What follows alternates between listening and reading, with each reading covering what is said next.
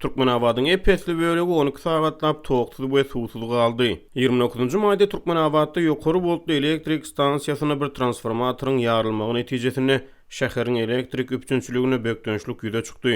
Elektrik energiýasynyň üpçünçiligine dören näsadlyk şäheriň ýyry hojalyk dehgalarynyň şol sanyny suw üpçünçilik dehgalarynyň işini togtatdy.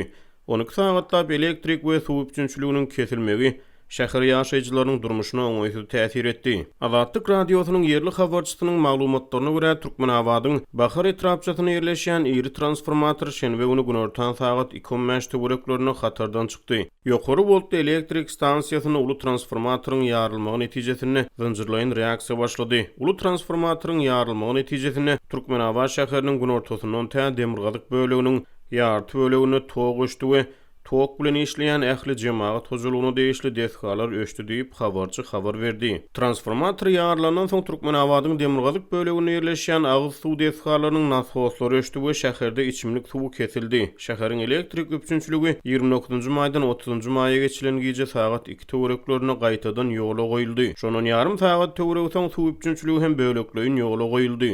Ýöne habarçynyň maglumatlaryna görä 12 sagat töweregi dowam eden elektrik we suw bökdönçligi şäher ýaşaýjylaryny aradalandyrdy. Olar beýle ýagdaýa özleriniň garaşmanlyklaryny aýdýarlar. Duýdansyz bolan bu waka adatdan daşary ýagdaýlara taýýarlygyň ýokdugyny görkezdi diýip bir şäher ýaşaýjysy Azatlyk radiosynyň habarçysyna gurrun berdi. Ähli köçelerde svetoforlar öşdi. Ýöne toksuz ýaşap bolar ekeni, suwsuz kyn ekenini beýlik bir şäher ýaşaýjysy habarçy bilen gurrun döşlükde aýtdy. Onuň sözlerine görä garaşylmadyk ýagdaýda suw üpçünçiligine bökdönçlügiň ýüze çykmagy bilen hususy dükanlarda arasy içimlik suwun bahalary destine ýokurlanypdyr. Ýerli ýaşaýjy garaşylmadyk adatdan daşary ýagdaýlar üçin öňünden ähtiýaç suw alyp goýmadyk hojalyklaryň kötenenligini gurrun berdi. Lewap welaýatynyň ýaşaýjylary Lewap Energo ýönümçilik birleşigi tarapyndan elektrik energiýasy bilen üpçünedilýär. Birleşigiň düzümine Türkmenabad elektrik ulgamlary kärhanasy 14 etrap we 2 şäher elektrik ulgamlary girýär. Resmi maglumata görä birleşigiň hasabyna 2575 tane dürli kuwatlykly transformator beketleri var. 2014-nji ýylda ulanylmagy berilen Lewap döwlet elektrik stansiýasynyň umumy kuwatlygy Energetik ministrliginiň maglumatlaryna görä 149 megawatt elektrik energiýasyny öndürmäge ukyplydyr.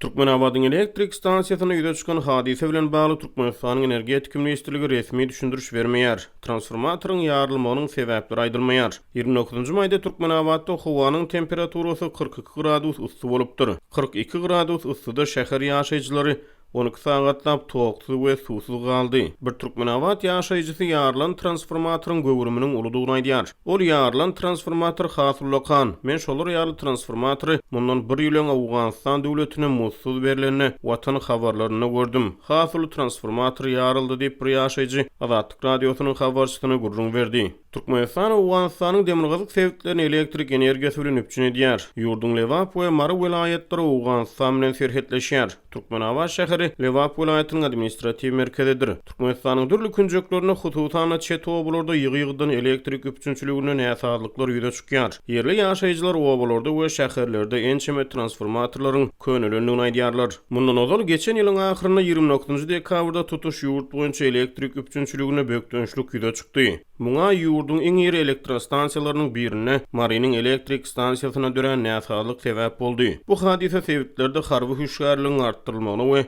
ýokary derejeli bir näçe resminiň berk käýinç bilen jezalandyrylmagyna sebäp boldy. Hasodal ýurdun günnäwir sebäplerine turan harasat Lewap we Mary welaýatlaryna ençeme elektrik tütünlerini hatardan çykardy.